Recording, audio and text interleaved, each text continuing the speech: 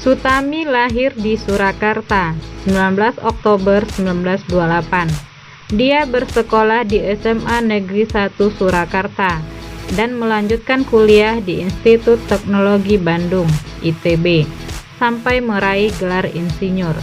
Sejak era Kabinet Dwi Kora tahun 1964, dirinya sudah diangkat menjadi Menteri Negara, diperbantukan pada Menteri Koordinator Pekerjaan Umum dan Tenaga untuk urusan penilaian konstruksi oleh Presiden Soekarno.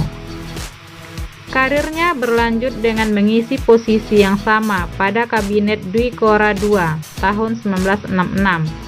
Selama menjabat sebagai menteri, Sutami adalah orang yang sangat sederhana, serta memiliki kepercayaan dari Soekarno dan Soeharto.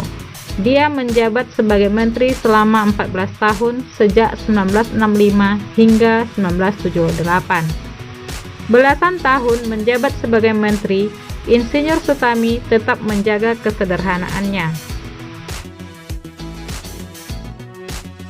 Rumahnya di Jalan Imam Bonjol adalah rumah yang dibelinya dengan cara mencicil, bahkan baru lunas saat dia akan pensiun.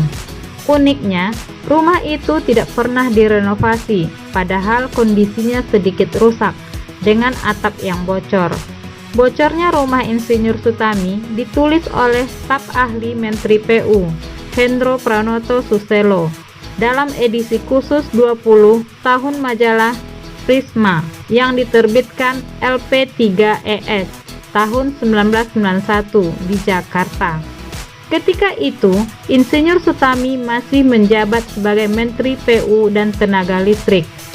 Saat Lebaran, rumah Insinyur Sutami ramai dikunjungi tamu, tetapi tamu yang datang malah terkaget-kaget.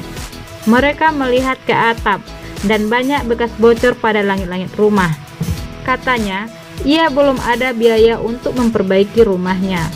Kemudian, lebih prihatinnya, pernah rumah Sutami di Solo diputus listrik oleh PLN.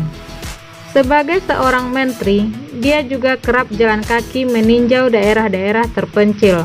Bahkan, dia kuat berjalan puluhan kilometer. Namun, jika ada ojek, Sutami juga memilih naik ojek ketika dia ingin melihat manfaat pembangunan atau meninjau masalah di daerah-daerah.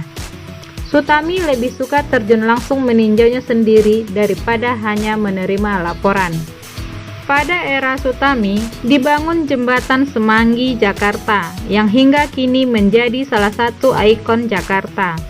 Ia juga mengawasi proyek raksasa seperti Gedung DPR, Waduk Jatiluhur, dan Bandara Ngurah Rai. Tidak hanya sederhana, Sutami juga memiliki keahlian arsitektur yang luar biasa. Kubah gedung MPR atau DPR berwarna hijau seperti kura-kura menjadi salah satu bukti kehebatan Insinyur Sutami. Kompleks MPR DPR itu merupakan hasil rancangan arsitek lulusan Berlin, Suyudi Wiryoatmojo, dan salah satu stafnya, Insinyur Nur Ponco. Kompleks itu dibangun untuk menggelar Conference of the New Emerging Force, CONEFO, dan bangunannya harus bisa menandingi Gedung Perserikatan Bangsa-Bangsa, PBB, di New York.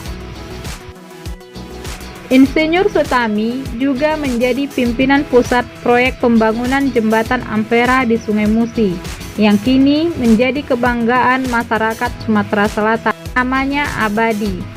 Insinyur Sutami meninggal dunia pada tanggal 13 November 1980 saat berumur 52 tahun karena sakit lever. Pada 16 Desember 1981, Presiden Soeharto meresmikan Bendungan Karangkates, Sumber Pucung, Kabupaten Malang. Soeharto membacakan pidato penghormatannya untuk Sutami. Dia pun memberi nama Bendungan Karangkates dengan nama Bendungan Sutami.